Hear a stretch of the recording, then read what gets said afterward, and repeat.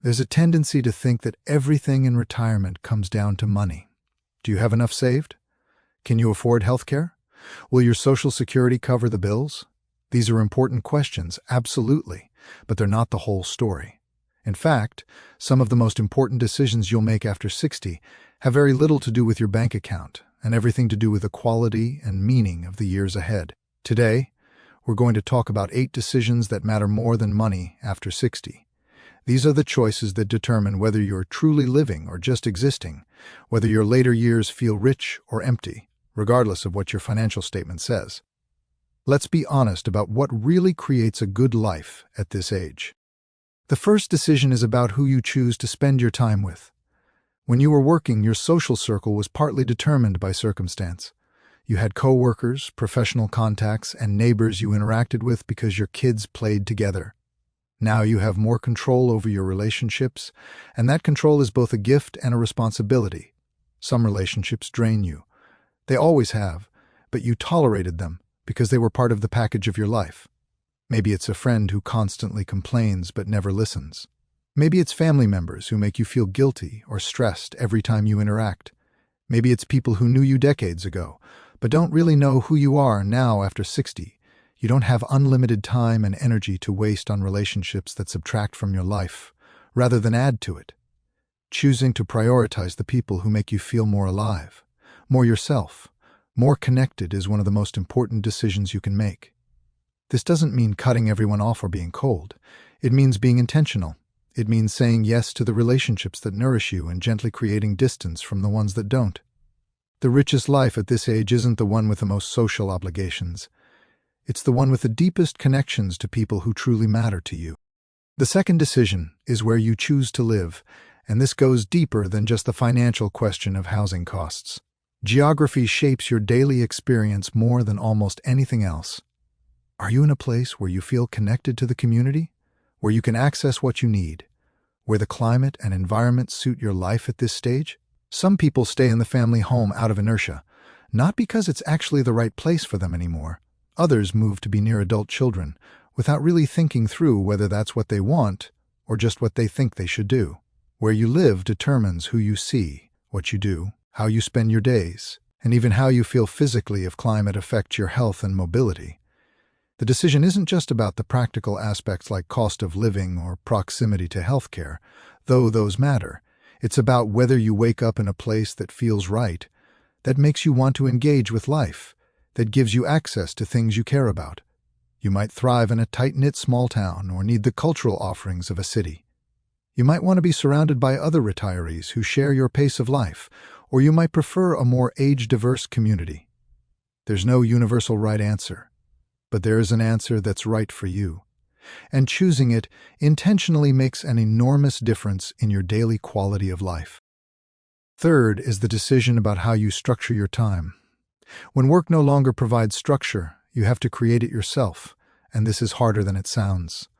Some people retire and drift into formlessness, where every day bleeds into the next with no particular purpose or rhythm. That might sound relaxing, but for most people, it becomes depressing pretty quickly. You don't need a rigid schedule, but you do need some kind of framework. Maybe it's certain activities on certain days. Maybe it's morning routines that ground you. Maybe it's commitments to other people or organizations that give you reasons to get up and get moving. The specifics don't matter as much as the fact that you're making conscious choices about how your time unfolds, rather than just letting it happen to you. This includes deciding how much activity versus rest feels right for your energy level and temperament. Some people need to be busy, involved in multiple projects and social activities. Others need more quiet and solitude. Neither is better, but knowing which one you are and building your days accordingly is crucial. The trap is living according to someone else's idea of what retirement should look like instead of what actually works for you. The fourth decision is whether to continue working in some capacity. And this isn't purely a financial question. Yes, extra income helps.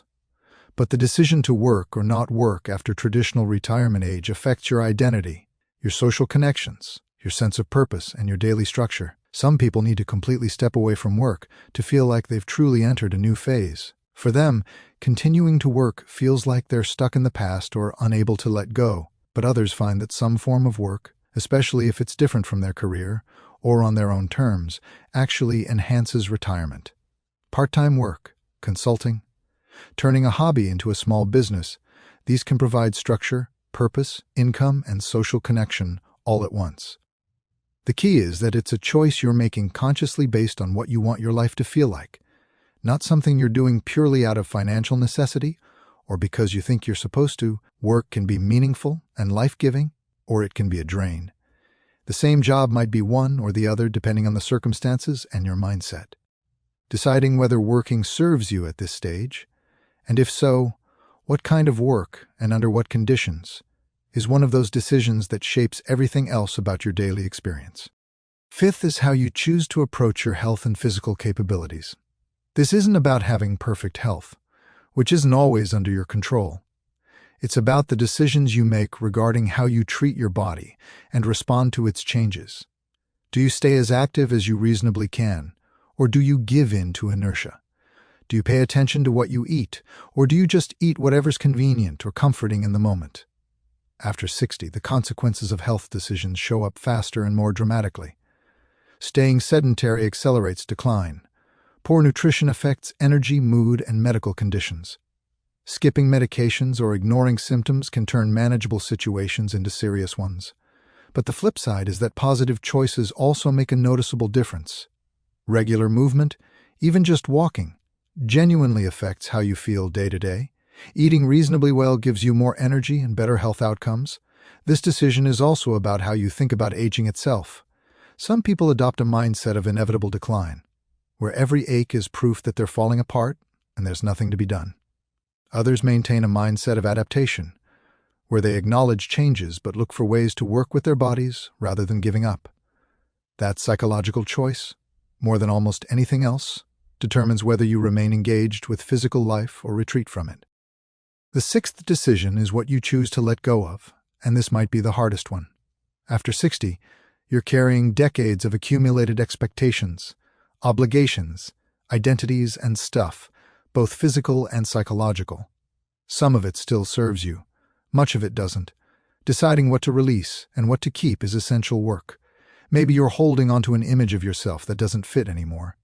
Maybe you're maintaining obligations that made sense 20 years ago but now just create resentment. Maybe you're keeping possessions that weigh you down or relationships that cost more than they give. Maybe you're clinging to dreams that aren't actually your dreams anymore but just feel like you're supposed to pursue them. Letting go isn't giving up, it's making space. When you release what no longer serves you, you free up energy, attention, and resources for what actually matters now. This takes real courage because it means admitting that things have changed, that you've changed, and that the life you're building going forward might look different from what you imagined. But that courage pays off in a lighter, more authentic existence where you're not constantly dragging the past behind you. The seventh is the decision about how you keep your mind active and engaged. Cognitive health isn't just about preventing decline, though that matters. It's about whether you remain curious, interested, and mentally alive. Some people stop learning after a certain age. They settle into comfortable routines and familiar thoughts and stop challenging themselves with new ideas or experiences. That's a choice, even if it doesn't feel like one.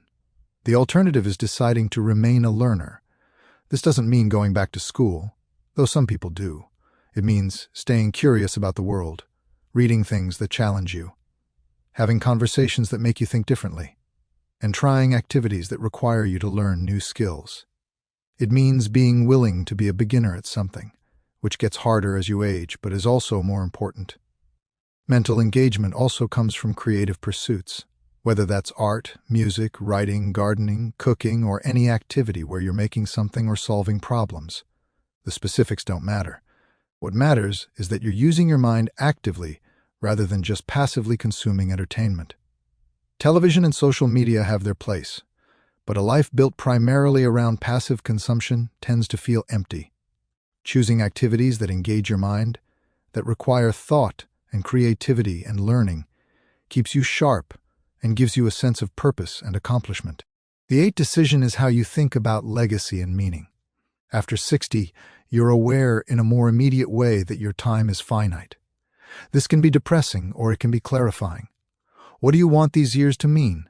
What do you want to contribute, create, or pass on? This doesn't have to be grand. You don't need to write a book or endow a scholarship or do something that gets your name on a building. For some people, legacy is about relationships, being present for grandchildren or mentoring younger people. For others, it's about contributing to the community through volunteering or activism.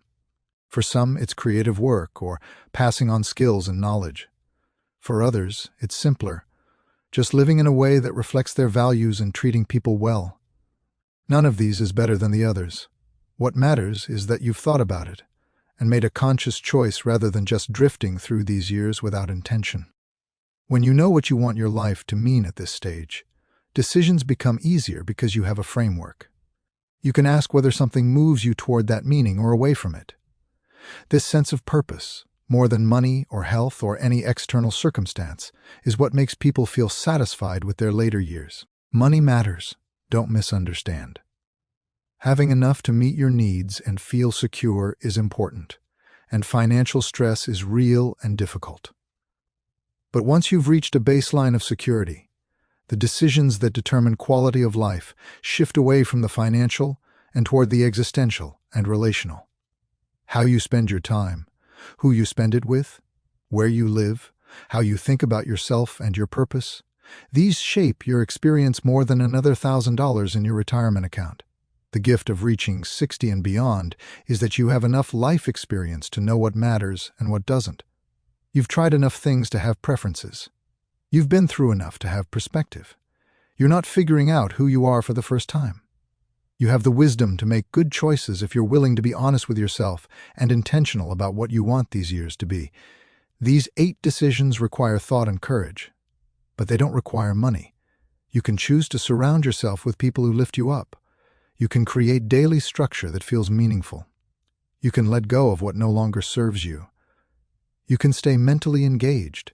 You can define what legacy means to you. These choices are available regardless of your bank balance, and they're the choices that will determine whether you look back on this period of life with satisfaction or regret. The richest retirement isn't the one with the biggest nest egg. It's the one where you've made conscious, authentic choices about how to spend your finite time and energy. It's the one where you're living according to your own values and desires, rather than drifting or following someone else's script. That kind of richness is available to you right now, starting with the next decision you make about what really matters.